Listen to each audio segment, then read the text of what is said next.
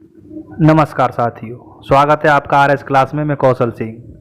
तो देखो, आज हम अध्ययन करने जा रहे हैं वो है अधिगम चैप्टर पे। तो अधिगम चैप्टर जो है बहुत ही महत्वपूर्ण चैप्टर है ये, और यूपी टेट, सी टेट और जितनी भी अध्यापक से रिलेटेड परीक्षाएं होती हैं उन सब में ये पूछा जाता है। तो एक बहुत ही महत्वपूर्ण चैप्टर है ये।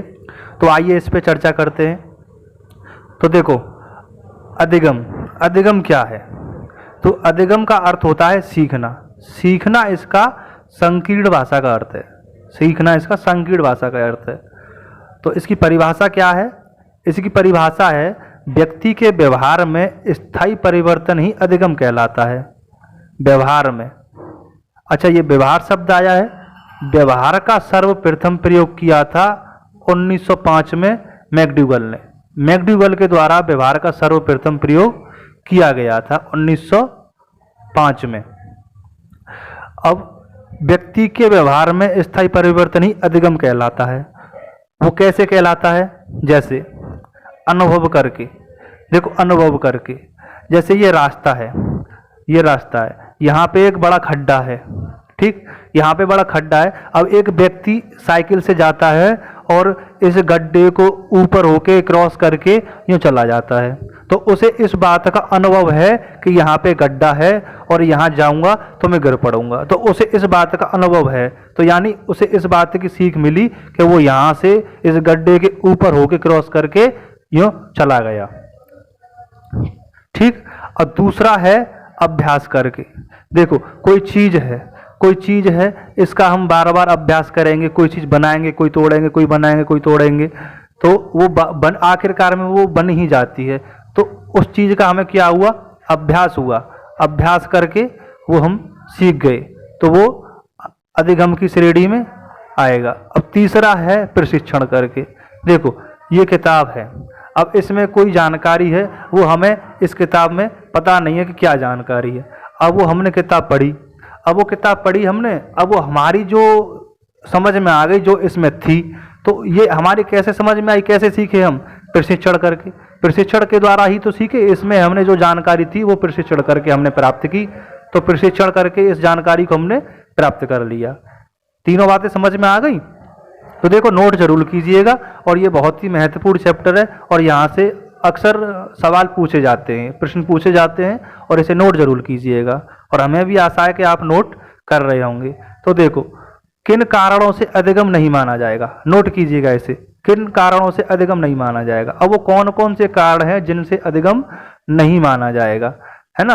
अब देखो, परिपक्वता, देखो, बीमारी, है ना, और थकान और शराब, इन सब के अगर उपयोग में ये सब हैं अगर, तो इन सब के अंतर्गत अगर व्यक्ति आता है और वो कोई नई बात सीखता है, तो वह अधिगम की श्रेणी में नहीं आएगा। देखो, दूसरा है संवेगात्मक। देखो, संवेगात्मक क्या हुआ कि एक बच्चा है ये, ठीक, अब एक बच्चा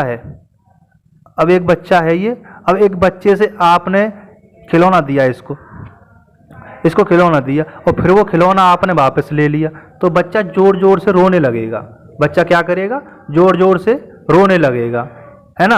अब यही बच्चा बड़ा हो जाए, अब यही बच्चा कुछ दिन बाद बड़ा हो जाए, अब इससे आप कोई खिलौना ले लो, तो ये रोएगा नहीं, ये कोई दूसरे काम में लग जाएगा, दूसरे खिलौने को ले लेगा, ये रोएगा नहीं। तो इसमें क्या हुआ? संवेगों का विकास हुआ है। इसमें संवेगों का विकास हुआ, तो ये हो गया संवेगात्मक, है ना। अब तीसरा आ जाता है मूल प्रवृत्ति। देखो, मूल प्रवृत्ति क्या है? अब प्याज है, ये प्याज चाकू से आपने काटी, अब प्याज के काटते ही आपकी आंखों में आंसू निकलने लग गए, तो ये मूल प्रवृत्ति है। देखो, रोना, है ना, तो ये मूल प्रवृत्ति है। आंसू निकलने लग गए, रोना, ये मूल प्रवृत्ति की श्रेणी में आती है ना। जो जन्म से हो वो मूल प्रवृत्ति की श्रेणी में आती हैं। अब कुछ वैज्ञानिकों ने जो डेफिनेशन दी है उनको पढ़ते हैं। अब देखो, क्रो एंड क्रो क्या कह रहे थे? देखो, ये कह रहे थे आदत, अभिवृत्ति व ज्ञान का अर्जन करना ही अधिगम कहलाता है। देखो, आदत ज्ञान और अर्जन करना ही अधिगम कहलाता है ना। आदत, अभिवृत्ति व ज्ञान का अर्जन करना ही अधिगम कहलाता है ना। तो ये देखो हमने एक ट्रिक बनाई है, ये किरो एंड किरो, ये किरो एंड किरो दो पति पत्नी थे। अब उनमें क्या हुआ, उनमें आज झगड़ा हो गया, उनमें आज झगड़ा हो गया, है ना। अब झगड़ा हो गया तो आज से क्या बनेगा, आदत, और आज से अभिवृत्ति, और जा से जान ज्ञान, ठीक है। आ से आदत, आ से अभिवृत्ति, और जा से ज्ञान जान, ठीक है। किरो एंड किरो दो पति पत्नी थे, उनमें आज झगड़ा हो गया। इस तरह से हमने ये ट्रिक बनाई है आपको समझाने के लिए, है ना। अब दूसरे जो वैज्ञानिक है हमारे गिलफोर्ड जी, वो क्या कहते हैं, वो कहते हैं व्यवहार के कारण व्यवहार में आया परिवर्तन ही अधिगम कहलाता है। इन्होंने कहा है अगर व्यवहार के कारण व्यवहार में परिवर्तन हो रहा है तो वो अधिगम माना जाएगा। जैसे आप किसी के साथ अच्छा व्यवहार करते हो तो वो भी आपके साथ अच्छा ही व्यवहार करेगा। आप किसी के साथ गलत व्यवहार करते हो तो वो भी आपके साथ गलत व्यवहार करेगा। जैसे आप किसी के गाल पर फोड़ देते हो तो वो भी आपके गाल पर फोड़ देगा, है ना। व्यवहार के कारण व्यवहार में आया परिवर्तन, जैसे व्यवहार के कारण व्यवहार में कर रहा है ना वो, जैसा आप उससे व्यवहार कर रहे हो वैसा ही वो आपसे व्यवहार कर रहा है। तो व्यवहार के कारण व्यवहार में परिवर्तन हो रहा है ना, तो ऐसे ही ये ट्रिक बनाई है हमने, गाल पर फोड़, तो वो आपके गाल पे फोड़ेगा तो आप भी उसके गाल पे फोड़ोगे, ठीक है। देखो बीएफ स्किनर जी क्या कहते हैं, ये कहते हैं अधिगम व्यवहार में उत्तरादरोत्तर प्रक्रिया है। इनका कहना है अधिगम जो है व्यवहार में उत्तरादरोत्तर प्रक्रिया है। जैसे कि ये बच्चे के माता पिता हैं, ये बच्चे के माता पिता हैं। अगर ये होशियार हैं, ये ज्ञानी हैं, तो बच्चा भी होशियार ही होगा। अगर ये थोड़ा कमजोर हैं तो बच्चा भी कमजोर ही होगा। यानी उत्तरादरोत्तर प्रक्रिया चलती रहती है। ये किसने कहा है, बीएफ स्किनर जी ने कहा है ये बात, है ना। अब गेट्स जी क्या कहते हैं, गेट्स जी कहते हैं अनुभव द्वारा ही व्यवहार में परिवर्तन आना ही अधिगम है। इन्होंने कहा है अनुभव द्वारा ही व्यवहार में परिवर्तन आना ही अधिगम है। जैसा कि हमने ऊपर बताया था जो रास्ते वाली बात, उसे अनुभव था इस बात का कि यहाँ पे गड्ढा है, यहाँ अगर जाऊंगा तो गिर जाऊंगा या मैं चोट आ जाएगी मुझे, तो उसे इस बात का अनुभव था। तो उसने साइकिल यहाँ ना होके यहाँ होके यूं घुमा के ले ली, हाँ, तो वो गड्ढे से बच गया ना। तो उसे इस बात का अनुभव था। तो अनुभव द्वारा ही व्यवहार में परिवर्तन आना ही अधिगम है, अधिगम कहलाता है। अब विलियम बडोवर्थ जी क्या कहते हैं, अब विलियम बडोवर्थ जी कहते हैं अधिगम विकास की प्रक्रिया है, अधिगम विकास की प्रक्रिया है। और दूसरी बात कही इन्होंने, अधिगम सही है, विकास की प्रक्रिया है। वो कैसे हुई, देखो ये आज हमने कुछ नया सीखा, फिर कल हमने कुछ और नया सीखा, फिर कल हमने और कुछ और नया सीखा। देखो पहला ग्राफ यहाँ, फिर यहाँ, फिर यहाँ, देखो विकास होता जा रहा है ना। विकास की एक प्रक्रिया है, अधिगम विकास की एक प्रक्रिया है ना। और दूसरा कहा है ना इन्होंने, नवीन ज्ञान नवीन प्रतिक्रिया का अर्जन अधिगम है। देखो नवीन ज्ञान नवीन प्रतिक्रिया का अर्जन अधिगम है। वो कैसे, देखो नवीन ज्ञान, देखो कोई नई किताब है ये, है ना। अब कोई नई किताब है ये, अब इसके बारे में हमें पता नहीं कि इसमें क्या लिखा है। अब वो हमने पढ़ लिया और हमें इस किताब के बारे में जो इसमें लिखा है वो जानकारी हो गई, तो नवीन ज्ञान मिला कुछ हमें, है ना। नवीन ज्ञान और नवीन प्रतिक्रिया, है ना। नवीन प्रतिक्रिया यानी कुछ करने की, नवीन प्रतिक्रिया करने की हमें जानकारी मिली, है ना। नवीन प्रतिक्रिया करने की हमें जानकारी मिली, तो नवीन ज्ञान एवं नवीन प्रतिक्रिया का अर्जन अधिगम कहलाता है। ये क्लियर हुआ। अब आगे का अधिगम के पक्ष, देखो अधिगम के होते हैं 3 पक्ष, है ना। अधिगम के 3 पक्ष, वो कौन से हैं, संज्ञानात्मक पक्ष। देखो संज्ञानात्मक पक्ष आता है ज्ञान के द्वारा, किसके द्वारा, ज्ञान के द्वारा संज्ञानात्मक पक्ष आता है। क्रियात्मक पक्ष ये आता है क्रिया करके, किससे, क्रिया करके। अब आ गया आपका भावात्मक पक्ष, है ना। ये आ गया आपका भावात्मक पक्ष, ये होगा भावों से, भावना से, है ना, भावों से या भावना से। अब नेक्स्ट है आपका अधिगम की विधियां। देखो अधिगम की कौन सी विधियां हैं? अधिगम की विधियां हैं अनुकरण और सूक्ष्म, और नेक्स्ट है आपकी अभ्यास और मूल प्रवृत्ति। अनुकरण, सूक्ष्म, अभ्यास एवं मूल प्रवृत्ति। इन जो चारों कारण हैं, इन कारणों से सभी से बच्चा सीखता है। क्या करता है?